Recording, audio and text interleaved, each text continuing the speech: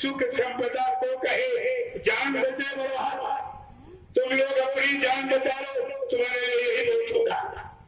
यह सब रामचरितमानस के उत्तरकांड में पहले से लिखा। 550 वर्ष पहले संत गोस्वामी जी महाराज ने लिख के रखा कि आगे ऐसा समय आया। ये महापुरुषों की भविष्यवाणी है, क्योंकि संत महापुरुषों की जीवात्मा का दिव्य यानी मतलब दिव्य खान ये खुला हुआ, जिसको आप कहते हो तीसरा नेत्र, शिव नेत्र, ज्ञान चक्षु थर्ड, उसी को कहते हैं। जब आपकी जीवात्मा की तीसरी आंख खुल जाएगी तो भूत वर्तमान को अपनी जगह से बैठ कर देखो, सब अपनी जगह से दिखाई देता। लेकिन वो आप के खोलने वाले कोई संत महात्मा फकीरों की तलाश के नहीं चाहिए आ गया, और आपने कोई तलाश नहीं की।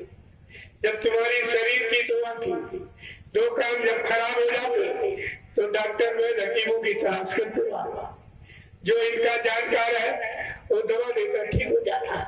लेकिन कभी आपने बैठकर ये विचार किया मेरी आत्मा की आंख खराब और कान भी खराब, इसीलिए ऊपर जो ब्रह्मवाणी आकाशवाणी ईश्वरवाणी अनंत वाणी जो ऊपर से आ रही वो सुनाई आपको नहीं देती। ऊपर के लोग देवलोकों में 33 करोड़ देवी देवता, 9 करोड़ दुर्गा, 10 करोड़ शंभु आज भी बैठे हुए। लेकिन जब तुम्हारी जीवात्मा की आंख खुलेगी तो उधर देखेगी, जैसे शरीर की आंखें खुल जाती तो इधर आप देखते हो, ऐसे जीवात्मा की आंख खुलने पर सब उधर दिखाई देता, अंड पिंड ब्रह्मांड सब दिखाई देते। लेकिन आपने कभी तलाश की है कि मेरी जीवात्मा की आंख का डॉक्टर में हकीम कौन है, कान को खोलने वाला कौन है? जबकि गोस्वामी जी महाराज ने रामचरितमानस के उत्तरकांड में पूरा परिचय सब दिया है। उन्होंने क्या लिखा है कि जीवात्मा का आंख कान कौन खोलेगा? कि सत्य गुरु वचन विश्वासा और संयम ये नाम से किया था। कितना साफ साफ उन्होंने जानकारी दी कि जब सदगुरु रूपी वैद्य मिल जाएंगे और वो तुम्हारी तीसरी आंख खोल देंगे, तीसरा कान खोल देंगे, उनके पास नाम रूपी औषधि, नाम की जड़ी बूटी है, लगाकर तुम्हारा ये सब काम करती। लेकिन कहा कि जब उनके वचनों पर विश्वास करोगे, सदगुरु वैद्य वचन विश्वास था, जब उनके वचनों पर विश्वास करोगे, उन पर विश्वास करोगे और संयम ये कि विषय वासनाओं की इच्छा न रखो, तब तो सदगुरु तुम्हारा ये काम कर देंगे बिना किसी लेन देन के। एक डॉक्टर रुपया पैसा लेगा तब ठीक करेगा, और जीवात्मा के आंख कान नाक को खोलने ठीक करने वाले सदगुरु वही मेरा। अरे वो परमात्मा के लिए आते हैं, इसी काम के लिए आते ही कि जल्दी से जीवात्मा को जगा दूं, परमात्मा से मिला दूं और इसको इसके घर पहुंचा दूं, तो इस जन्म मरण से इसको हमेशा के लिए छुटकारा मिल जाएगा। वो इसी काम के लिए आते ही है, और आए आपने उसको पहचान नहीं पाया। जो तुम्हारी जीवात्मा को जगाने के लिए, परमात्मा से मिलाने के लिए आया, पाप कर्मों में माफी दिलाने आया, और उसी को कह रहा कि मर के चले गए, कहते बाबा जी मर गए। तुमने कहा तो ये काम कौन करेगा? ये काम, ये वादा पूरे कौन करेगा? जो बाबा जी ने वादे किए कि मैं इस शरीर से कलयुग को भगाऊंगा, सतयुग को लाऊंगा, सबको न्याय सुरक्षा रोजी रोटी की व्यवस्था बना के दूंगा, सबको शाकाहारी बनाऊंगा, सबकी जीवात्मा को जगाऊंगा, परमात्मा से मिलाऊंगा और अपनी जगह नाम जहाज पर बैठा कर इन जीवात्माओं को इनके घर पहुंचाऊंगा। प्रेमियों, ये शरीर से वादा, और ये स्वार्थी लोग लालचियों ने झूठा प्रचार कर दिया हिंदुस्तान में कि बाबा जी शरीर छोड़ के चले गए।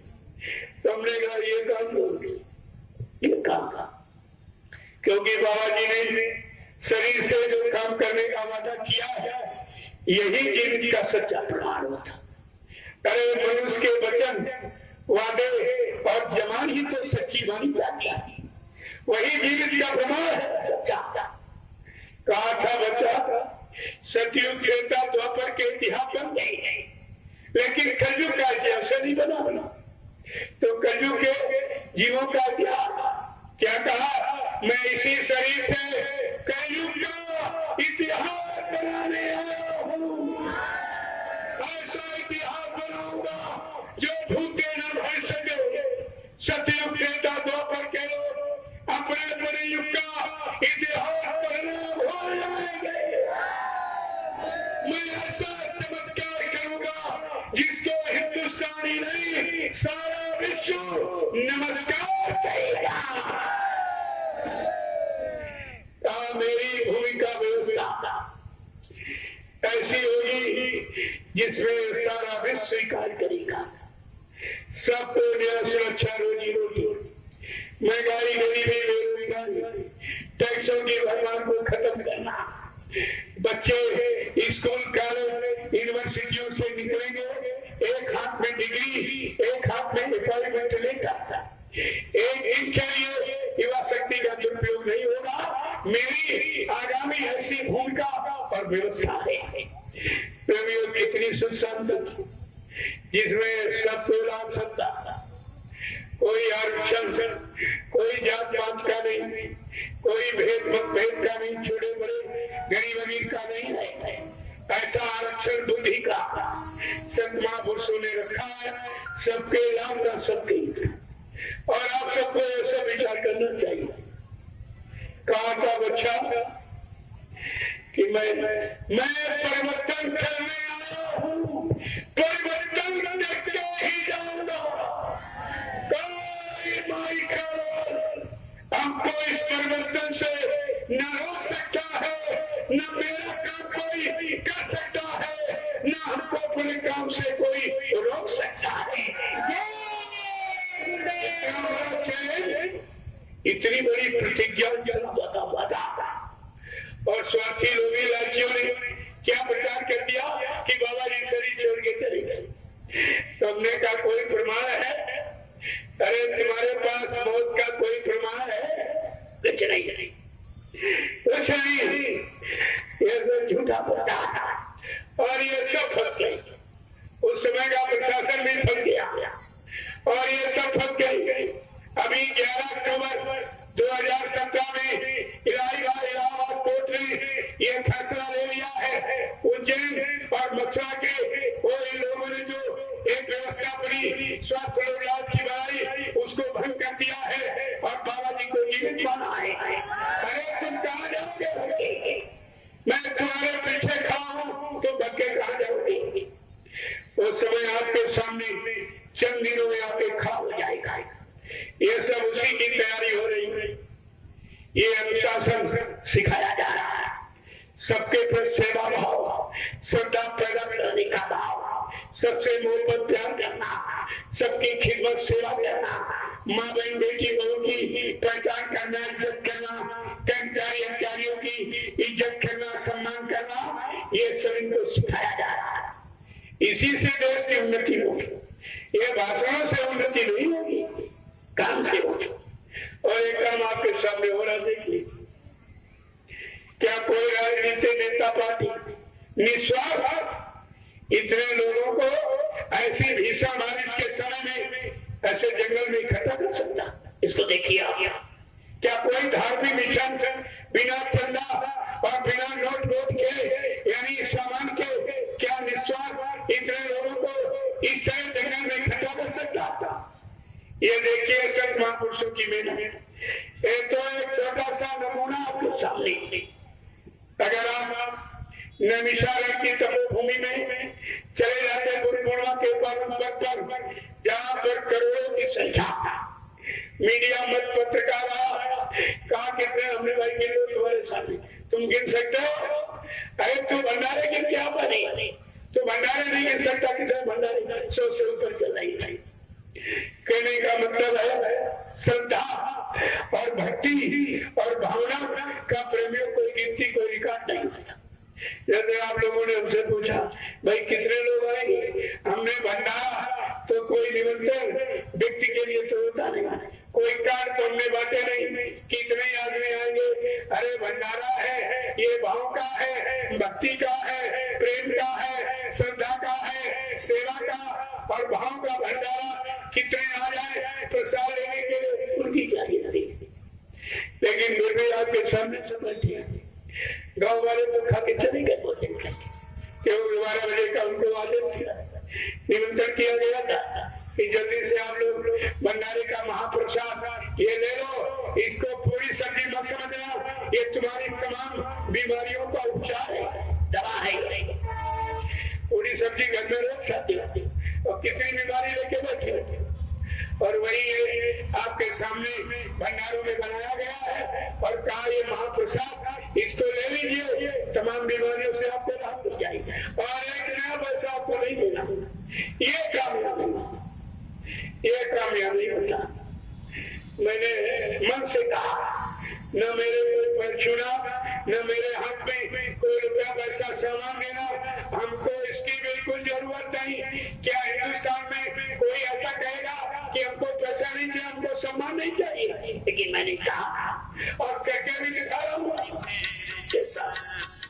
ये मैंने कोई रुपया पैसा तो नहीं खो दिया, कोई किराया तो मैंने इसको नहीं ले आया, कोई डीजल पेट्रोल तो मैंने नहीं बांटा, ये सब अपनी गाड़ी कमाई खर्च करके अपने किराए वाले मेरे जय गुरुदेव मिशन का कोई व्यक्ति कभी बिना टिकट नहीं चलता। जो राष्ट्रीय संपत्ति का दुरुपयोग करेगा वो राष्ट्र भक्त कभी नहीं हो सकता। हिंदुस्तान में कितने धार्मिक मिशन सब फ्री चलते हैं, सब पेड़ों पर, यानी जब राष्ट्रीय संपत्ति का जब तुम दुरुपयोग करोगे तो राष्ट्र भक्त कैसे कहलाओगे? जो राष्ट्र भक्त नहीं हो सकता वो गुरु भक्ति, ईश्वर भक्त कभी नहीं बन सकता है, कभी नहीं बन सकता। हमारे यहाँ का कोई व्यक्ति बिना टिकट, अगर पैसा नहीं होगा तो पैदल चलेंगे, लेकिन बिना टिकट नहीं चलेंगे। इसको आप पहले देखिए। और रेल के कर्मचारी अधिकारी सब जानते हैं कि बाबा जय गुरुदेव जी महाराज के शिष्य ये बिना टिकट, इनसे पूछते भी नहीं, इतना विश्वास हो गया। ये सब आपके सामने है, देखिए आप। और किसी से एक नया पैसा, जहां की एकदम स्वास्थ्य का एकदम सैलाब आया हुआ, बिना स्वास्थ्य के कोई कदम नहीं लगता। जहां पत्थर के दरबार देवी देवता बनाए गए, वहां भी चढ़ावा है, पैसा चलाओ, पेड़ चलाओ, दूध चलाओ, फूल चलाओ, सोना चलाओ, चांदी चलाओ, ये सब। जहां पत्थर वाला भगवान न लेने वाला, न देने वाला, न आशीर्वाद देने वाला, न बरकत देने वाला, कुछ नहीं। वहां भी ये हो रहा, चाहे जिंदा दरबार हो, चाहे पत्थर दरबार हो, सब जगह केवल लाओ लाओ लाओ लाओ, लेकिन ये नहीं कोई कहता कि तुम यहाँ से ले जाओ ले जाओ ले जाओ, ये करेगा। तो प्रेमियों, ये देवता है कि लेता है? ये लेने वाले हैं कि देने वाले हैं? आज तक तुमने देवता की परिभाषा नहीं जानी। देवता जो सब कुछ देवता, ऐसे कौन से देवता है जो आपको सब कुछ देते कुछ नहीं लेते? पहला ये धरती देवता, आप इस पर बैठे हो, आपसे किराया मांग रही है। कितने बुरे कर्म पाप कर्म इसी धरती पर करते हो, कितनी गंदगी फैलाते हो। क्या धरती माँ कभी किराया मांगती, आपसे बदले की भावना रखती है? दूसरे सूर्य देवता, यह सूरज जब से पूरब में निकलता और पश्चिम में डूब नहीं जाता, बराबर आपको प्रकाश देते रहते, लेकिन आपसे किराया मांगते। अगर सरकार की बनाई प्रकाश की व्यवस्था का प्रयोग करो, फौरन पैसा नहीं मिलेगा। तीसरे चंद्र देवता, चंद्रमा पूरी रात आपको प्रकाश और ठंडक देता, और सबसे आवश्यक ये ऑक्सीजन प्रदान करता। ऑक्सीजन इंसान की जीवन शक्ति है, जो जीने की शक्ति देता है। ये चंद्र भगवान आपसे कोई पैसा मांगते। और चौथा है वायु देवता। इतनी ठंडी शीतल चलती हाथ से पैसा मांगती। अगर सरकार की बनाई एसी कूलर पंखा का प्रयोग करो, आपको तुरंत पैसा मिल जाएगा। और पांचवें देवता कौन है? जल देवता। इतनी मूसलाधार बारिश जिसमें सारी प्रकृति हरी भरी और प्रफुल्लित हो जाती है, एक नया पैसा नहीं मिलता। अगर इंसान कोई जल की व्यवस्था बना दे तो आपसे पैसा नहीं लेगा। प्रेमियों, छठे देवता संत देवता, गुरु देवता। ये छठा संत गुरु ऐसा देवता है जो शरीर का सुधार और जीवात्मा का उद्धार दोनों काम करने आता है। ये सब देवता तुम्हारे साथ और आपने किसी की पहचान नहीं की। ये संत गुरु, वो जो 5 देवता हैं, केवल शरीर की रक्षा करेंगे आपकी, लेकिन संत और गुरु ऐसा देवता है जो तुम्हारे शरीर का सुधार और जीवात्मा का उद्धार दोनों काम करने आता और बिना किसी पैसे लेने कुछ नहीं है। यह सब जानकारी आपको दी गई थी। देवता माने जो सब कुछ दे, सब तरह से मदद सहयोग करे और बदले में आपसे कुछ न ले, उसको कहते देवता। और तुम्हारे कैसे देवता, चाहे वो पत्थर का हो चाहे वो शरीर का हो, ये दोनों ले रहे। ये चाहो चढ़ाओ, ये पैसा हो सोना हो चांदी, ये तेरे बेटा से फूल पत्र सब चढ़ाओ। लेकिन सबको तुमने तो दिया, तुमको किसी ने वापस किया है? तुमको कभी किसी ने दिया है? आज ये मैं पूरी परिवर्तित व्यवस्था आपके सामने लागू कर रहा हूं कि सबको यहां से दिया जा रहा, लिया नहीं जाएगा। इसको कहते हैं लेने का व्यवहार। ये देने वाला दाता, ये है दाता की पहचान। जो आपको सब कुछ दे, आपसे कुछ न दे, उसे दाता कहते हैं। और ये पूरा रिकॉर्ड मैंने आपके सामने 3 युगों का फेल कर दिया कि जहां जहां तुम गए हो, चाहे किसी तीर्थ पर गए हो, चाहे मंदिर में गए हो और किसी के पास गए हो, लेकिन आप बगैर दिए वापस नहीं आए होंगे। लेकिन बदले में आपको मिला क्या है? अरे जब बाजार में जाते हो, जब जेब खाली हो जाती तो झोला बन जाता सामान से, आपको संतुष्टि हो जाती कि जेब तो खाली लेकिन झोला तो भरा। और यहाँ गए जेब खाली और झोला खाली लेकर आप घर वापिस आ गए। और आज तक आपने कभी विचार नहीं किया कि देवता किसे कहते, महात्मा किसे कहते, संत किसे कहते, गुरु किसे कहते, सदगुरु किसे कहते। ये सब देने वालों के नाम है। ये लेने नहीं आते, देने आते। और आपने अगर लेन देन करने का काम जान लिया होता, समझ लिया होता किसको दिया जाता है और हमको बदले में वो क्या देता। अगर तुम जबरदस्ती इनको दो तो बदले में आशीर्वाद देंगे आप, जो करोड़ रुपए से मोल नहीं मिलता है। और जहाँ तुमने मंदिर मस्जिद गिरजा गुरुद्वारे धर्म सब तीर्थों में आप गए हो, किसी ने आशीर्वाद दिया? किसी ने कहा तू जाओ तुम्हारा काम हो जाएगा? किसी ने कुछ नहीं कहा, न कहा न दिया, और आपसे सब कुछ लिया। और तुम आज तक इस राज को नहीं समझ पाए। ये संत मत यही शिक्षा देता है, सच्चे रास्ते पर चलने की प्रेरणा देता है और सच्चे काम करने की तरफ इशारा करता है और फिर उससे सच्चा लाभ दिलाने का वादा करता है। प्रेमियों, इसलिए ये धार्मिक देश है। हमारे धार्मिक देश की एक मर्यादा है, एक सनातन पद्धति है, एक धार्मिक व्यवस्था है कि हम आप कोई भी काम करते हो, चाहे संसार का हो, शरीर का हो, परिवार का या खेती दुकान दफ्तर का, व्यापार का, सभी लोग अपने अपने मजहब धर्म के मुताबिक अपने अपने देवी देवता, इष्ट परमात्मा, खुदागार, भगवान गुरु का नाम लेके ही करते हो। ऐसा आप क्यों करते हो?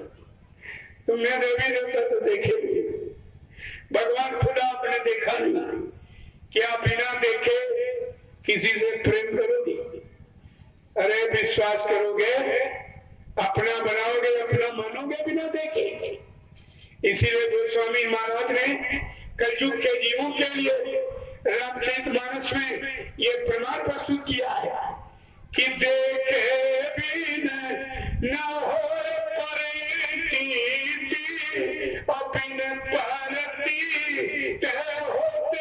नहीं प्रीति। बिना देखे कोई रिश्ता मानोगे?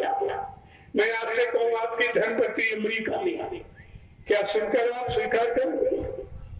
अरे बिना देखे, बिना विचारे, बिना प्रयोग किए आप किसी पर विश्वास नहीं करते हो।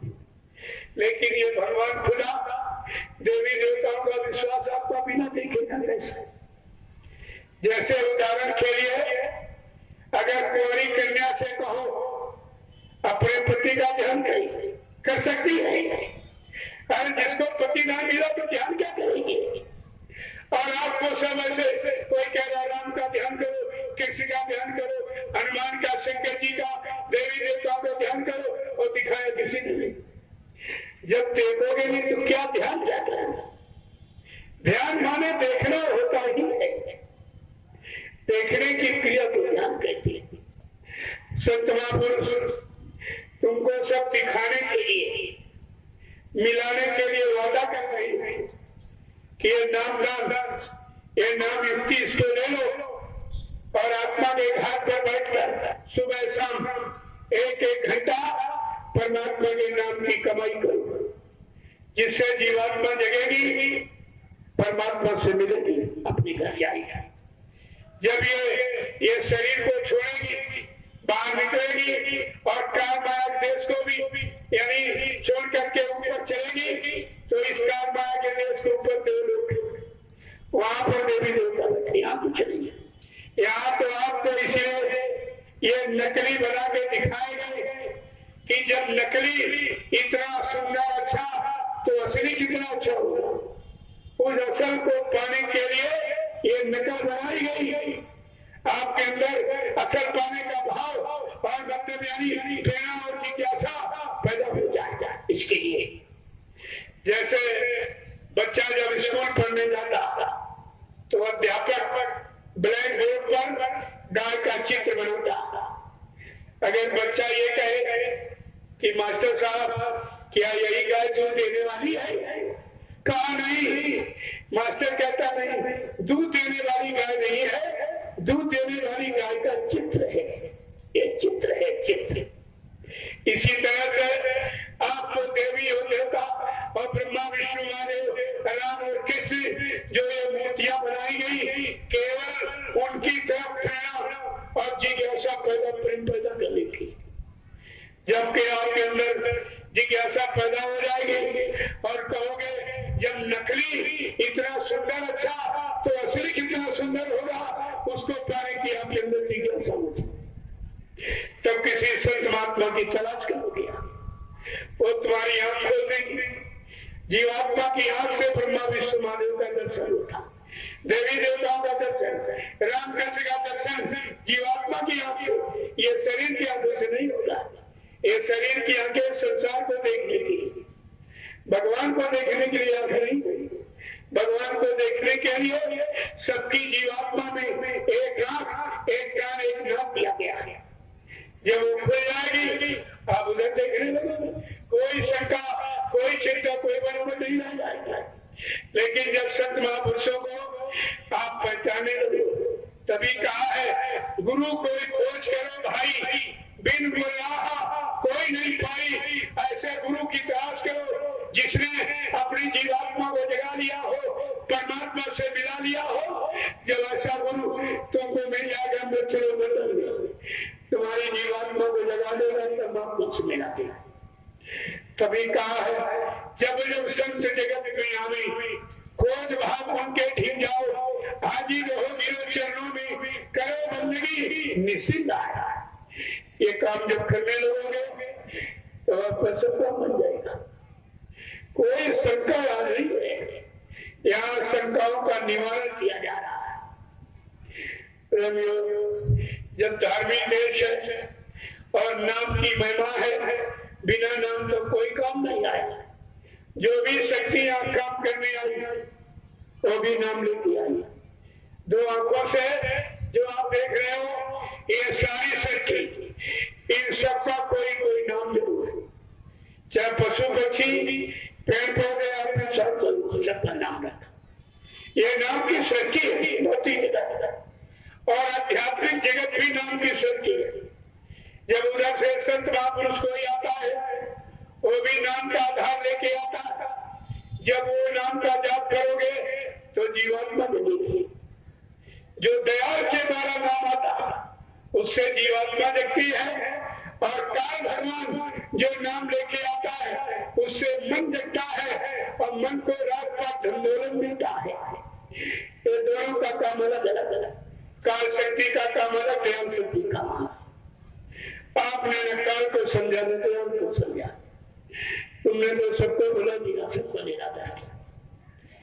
तो प्रेमियों, संत महापुरुषों ने कहा जब भौतिक नाम की सृष्टि का जहां से अंत हो जाता है वहीं से संत महापुरुषों की आध्यात्मिक नाम की शक्ति का शुभारंभ होता है। वहां से शुरुआत होती है महापुरुषों की। विद्वानों ने भी इशारा किया है। विवेकानंद जी ने अपने लिटरेचर में कहा where is the philosophy? Where is the philosophy of reversing? There are religious start. जहाँ से भौतिक नामों की सृष्टि का अंत हो जाता है वहीं से संत महापुरुषों की आध्यात्मिक नाम की सृष्टि का शुभारंभ होता है। ऐसा लिखा पड़े तुम्हारे घर में। मैं अपनी बात तो भी कही नहीं रहा हूँ, जो तुम्हारे घर में लिखा पड़ी है पुराने संत महापुरुषों की, मैं उसी की याद दिला रहा हूँ।